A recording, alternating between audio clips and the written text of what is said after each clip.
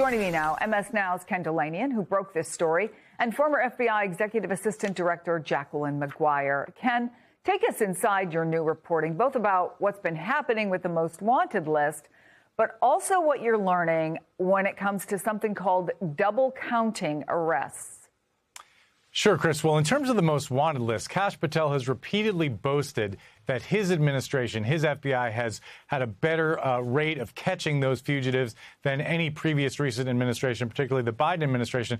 But when we looked at it, what we realized, and sources inside the FBI are telling us, is that the FBI appears to be nominating fugitives to that list when they know they're about to be captured. So of the 6 fugitives captured during Kash Patel's tenure as FBI director, he keeps saying 8, but actually only 6 were captured while he was the FBI director.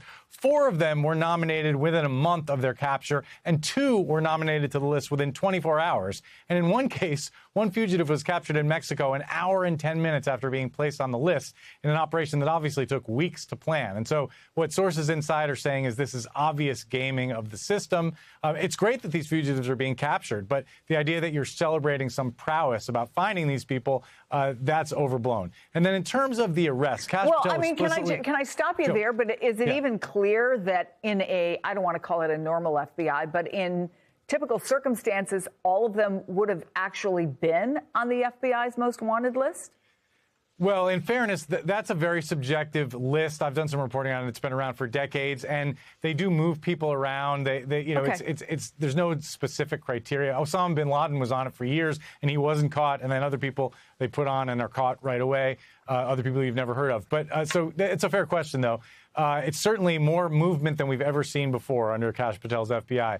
And then in terms of the arrest stat that you mentioned, Kash Patel said yesterday that the FBI in 2025 had doubled the number of violent crime arrests than it had done in 2024 in the Biden administration. But what he didn't say was that he changed the policy about how those arrests are counted, according to our reporting, to include arrests where the FBI was present with another agency. The other agency made the arrest and led the investigation, but an FBI agent happened to be there, whether that was state and local police or other federal agencies, including those immigration raids that he's been requiring FBI agents to go on that many of them don't want to be doing.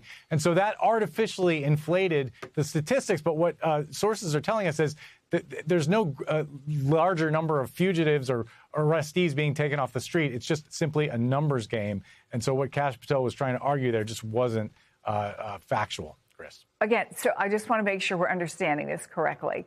So if ICE is there and if local police are there and one person is arrested, that gets counted as 2?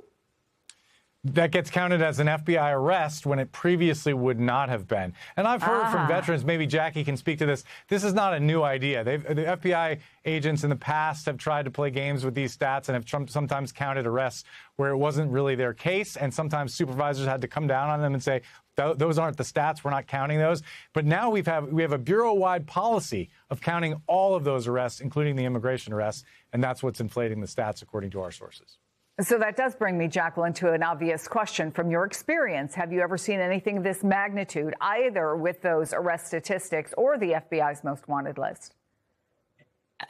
No, I have not. To first address the arrest statistics, in my 25 years serving in the FBI, I never saw that issue. In my personal experience, I never saw such inflation of arrest or any statistics when it comes down to it, because you may have targets, you may have numbers that you were aimed to reach, but if that becomes the sole purpose of arrest to get the highest number, that really lessens the impact. So again, as Ken's reporting says, if this is true, that they're counting arrests made by state and local law enforcement partners or other federal partners, those are not FBI arrests, and they're in fact being double or perhaps even counted, on a triple basis. For the most wanted list, that list has been in existence since 1950. J. Edgar Hoover instituted it for the purpose of catching bad guys at the time. A reporter wanted a list of bad guys. And the purpose throughout the years has been to put individuals on that list who, one, who pose a danger to the public, and two, whose capture would be assisted by the publicity of the list. So it varies. Sometimes arrests have been made quickly. The pace of the arrest has been, I would say, suspicious over the past year. And it's subjective, again, as Ken's reporting and Ken states. Those lists, anyone could be put on it. But I would hope that they're using that list in the correct way to really capitalize on the publicity and on the cooperation of the American public to help catch those violent criminals. And in no way are the questions that I and so many others have or in any way to, detract from the great work that the men and women of the FBI are doing.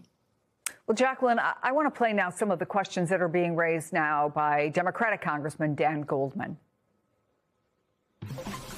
The problem is that it's very hard then to figure out accurate statistics, to figure out and analyze, all right, what is actually going on? Where is crime going up? Where is it going down? Where should we be putting our resources? How should we be partnering better with other law enforcement agencies? Does he raise some good questions? Are there dangers, Jacqueline, with manipulating numbers like this? There are a lot of dangers and there are a lot of questions. I agree with his questions, and I have many more questions. To put out just numbers, it's hard to trust statistics. It's hard to trust honestly the people who are touting those statistics. So there are a lot of questions, and it comes down to what is the risk to the American public, to the mission of the FBI, by inflating those numbers, being so focused on the numbers. The FBI is 1/3 the size of the New York City Police Department. So we have to use our resources in a smart manner, in a efficient way. And we have to ask the question, are those limited resources really being used to get the biggest impact, utilizing and leveraging the skills and the experience and the capabilities of the FBI workforce?